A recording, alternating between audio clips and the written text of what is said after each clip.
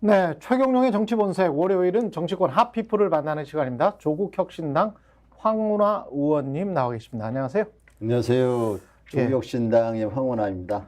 조국혁신당으로 민주당에서 이제 들어가신 거잖아요. 네, 예. 지난 3월 8일, 3월 8일에. 네, 그때 네. 3월 8일 날 오전에 민주당을 탈당해서 같은 오전 시간에 조국혁신당에 입당했습니다. 어떤 의미가 있을까요? 저는 사실 정치를 시작한 명분, 계기가 검찰개혁이었거든요. 그렇죠. 예. 검찰개혁이 아니었다면 저는 아마 경찰에 남아 있으면서 제가 경찰에 있을 때 좀 준비했던 것이 경찰 수사의 중립성, 독립성을 강화하기 위한 이제 국가수사본부를 만드는 거였거든요. 실제로 국가수사본부는 만들어졌죠. 예. 근데 그 역할은 좀 지금 제대로 못하고 있는데 아무튼 국가수사본부를 제가 설계하고 좀 준비를 했었거든요. 예. 그래서 경찰에서 초대 국가수사본부장을 하면서 경찰 수사의 중립성, 독립성 이것을 좀 기반을 다져놓는 이 일을 하고 싶었거든요. 그럼에도 불구하고 제가 정치에 뛰어들게 된 것은 입법을 통해서 검찰개혁을 완수하는 게 저한테 더 중요한 과제다 이렇게 생각해서 검찰개혁 때문에 정치에 입문하게 됐는데 검찰개혁을 가장 잘할 수 있는 정당이 조국혁신당이라고 저는 판단을 했죠. 그동안에 안 됐던 이유는 뭡니까? 민주당이 이제 180석, 예. 덩치가 엄청나게 큰 정당이거든요. 내부에서 목소리가 정말 다양합니다. 예.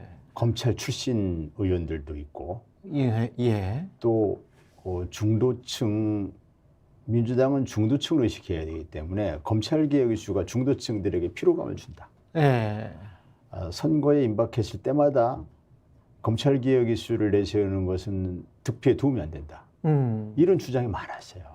그러네요. 그러니까 예. 20년에 이제 총선이 있었지 않습니까? 예. 그때 우리가 이제 180석 가깝게 이렇게 우리 진영 쪽이 그렇게 의석을 많이 확보했는데 저는 그때 곧바로 검찰개혁의 본질인 수사기소 분리 법안을 입법을 했어야 된다 이렇게 생각을 했는데 이게 뭐 이렇게 조금씩 잘 안 되더라고요. 그래서 2020년 말부터 김용민 의원이 기소청법을 발의를 시작해서 김용민 의원이 2020년 12월에 검찰청을 기소청으로 전환해서 검찰의 직접 수사 기능은 폐지를 하고 검찰은 기소 및 공소 유지에 전념하는 그런 기소청 법안을 발의를 했고 저는 이어서 그러면은 검찰이 그러한 수사 기능이 폐지되고 나면 검찰이 맡고 있던 부패 수사는 누가 담당하느냐.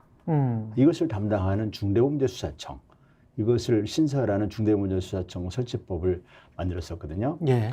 그게 이제 2020년 12월부터 2021년 2월경 사이에 있었던 일입니다. 그때 2월 국회 또는 3월 국회 내에 이 법을 처리해야 한다라고 굉장히 좀 강하게 주장을 했었어요. 저하고 김용민 의원하고 기타 등등 검찰개혁에 관심이 있던 이른바 그 철험의 의원들 중심으로 예. 그래서 당 지도부에 강력히 요구를 했고 당 지도부도 어느 정도 수용할 듯이 보이다가 그해 8월인가 제가 시점을 정확하게 기억 못하겠는데 서울시장, 부산시장 재보궐선거가 있었어요. 예. 재보궐선거에 이게 도움이 안 된다고 하면서 처리를 안 하더라고요.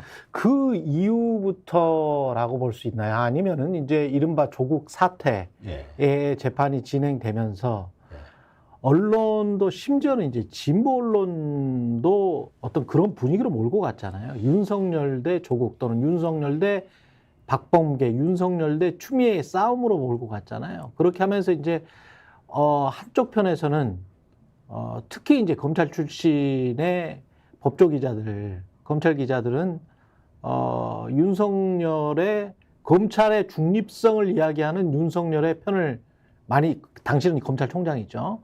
그 편을 많이 들어줬단 말입니다.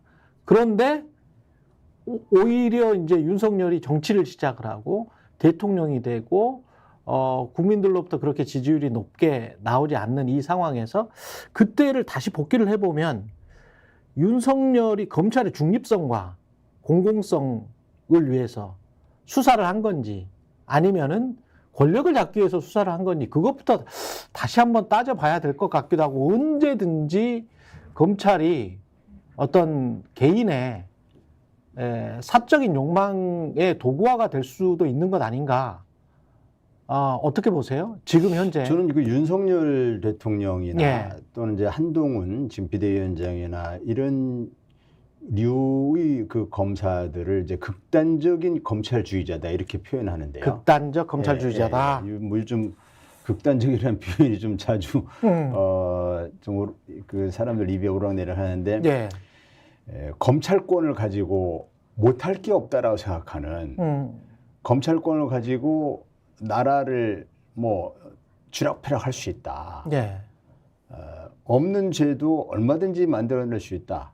우리가 표적으로 삼으면은 그 사람을 충분히 죄가 없어도 법정에 세울 수 있다. 한동훈 비대위원장도 본인이 재판 채널A 검언 유착 사건 그 사건 때 본인이 나는 죄가 없다고 생각하지만 검찰이 나를 구속할 것이다. 이렇게 본인이 얘기했었어요. 예. 그 얘기는 죄가 없어도 예. 검찰이 구속하려면 얼마든지 구속될 수 있다. 본인이 검사인데도. 예. 예. 본인이 그렇게 해봤거든요. 예. 그래서 검찰 간부 출신들도 검찰의 표적에 대해서 한번 엮이면은 그럼 빠져나갈 방법이 없다. 검찰이 막 그 이른바 언론 플레이를 통해서 그 언론의 분노를 막 자극을 하는 그렇죠. 그런 일방적인 기사들이 막 계속 흘러나가고 하면 그렇죠. 이 항변이 안 먹힙니다. 악마가 돼버리거든요, 순식간에. 순식간에 그렇죠. 예. 그렇게 되기 때문에. 경찰이든 검찰이든 사실은. 그렇게 되죠. 예. 그러다 보니까 그런데 익숙했던 그 이제 특수부 검사들은 자신들이 얼마든지 없는 죄도 만들어낼 수 있다. 그리고 있는 죄는 덮을 수도 있다. 우리가 덮으면 그만 아니냐. 예. 검사들이 가진 권한이 수사를 하고 기소하는 권한도 크지만 예. 사실은 덮어버리는 권한이 더 무섭다. 예. 이렇게 얘기하는 검사들이 많거든요. 근데 180석이 넘고 여당일 때도 안 됐던 검찰 개혁이 이번에 그 이재명 당대표 이야기대로 뭐 151석이나 153석이 민주당이 되고 과반을 넘기고 그리고 조국혁신당이 뭐 10석 정도 가지고 간다면 안팎으로 가지고 간다면 그렇게 하면 뭐 165개에서 170개 이렇게 될 텐데 범야권이 게다가 대통령은 또 검찰총장 출신의 윤석열이란 말이죠. 그럼 과거에 문재인 대통령 때 180석으로 한 2년 정도 있었어요. 그때도 안 됐던 검찰 개혁이 되겠습니까? 어떻게 보십니까?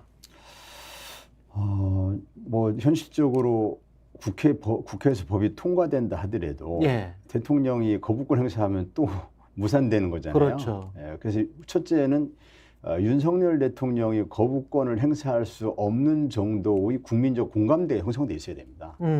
근데 이번 총선에서 이 범야권 민주개혁 진영이 몇 석을 얻을지 알 수는 없지만 여기에서 의미가 있는 예컨대 범야권, 뭐 우리 조국혁신당을 포함해서 예. 범야권이 180석 정도를 얻는다면 물론 뭐 탄핵이라든지 거부권을 무력화시킬 수 있는 의석은 200석이잖아요. 그렇죠. 예, 그래서 어림도 없죠. 180석 가지고는. 예. 다만 180석은 이제 뭐 패스트트랙을 통과시키다는 이 정도의 의미는 있는 것인데 문제는 여론의 흐름 같아요. 여론의 흐름. 예. 그 여론의 흐름이 예컨대 뭐 한동훈 특검법이 또 국회를 통과하고 한동훈 특검법에 따른 이제 한동훈 수사가 불가피하다는 여론이 형성될 경우에 한동훈 특검법은 뭐를 담고 있죠? 한동훈 딸에 대한 의혹, 입시 의혹, 뭐 그것도 있지만 고발 사주 그것도 있지만 크게 보면 두 가지죠. 고발 사주죠. 고발 사주 때 손준성 검사와의 공범 관계. 그렇죠. 손준성 검사가 이제 고발장을 당시 국민의힘인가 일이 뭐였나 모르겠는데 그쪽 정당에 이제 자꾸 바뀌니까. 그쪽 정당에 전달하기 전날 한동훈 검사가 손준성과 또 한 명의 검사가 있는 단톡방에 60장의 사진을 보냈다라는 것이 확인이 되는데 60장의 사진이 뭔지 이제 한동훈 검사가 자신의 비번을 공개하지 않아가지고 그렇죠. 확인이 안 됐거든요. 예.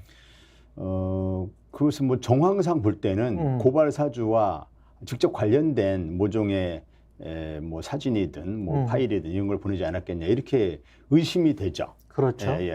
그것이 이제 가장 핵심적인 사건인 것이고 예. 또 하나는 이제 윤석열 검찰총장 징계권이죠. 윤석열 검찰총장 징계가 1심에서 정당하다. 해임시킬 수도 있는 그런 사안이다. 이렇게 1심 법원 인정을 했는데 2심에서 이게 다 잘못됐다 하고 2심에서는 징계가 부당하다. 이렇게 됐단 말이죠. 예. 그래서 그 과정에서 한동훈 법무장관이 이른바 패소할 결심을 하고 직무유기를 한 거 아니냐 또는 그렇죠. 직권남용을 한 거 아니냐.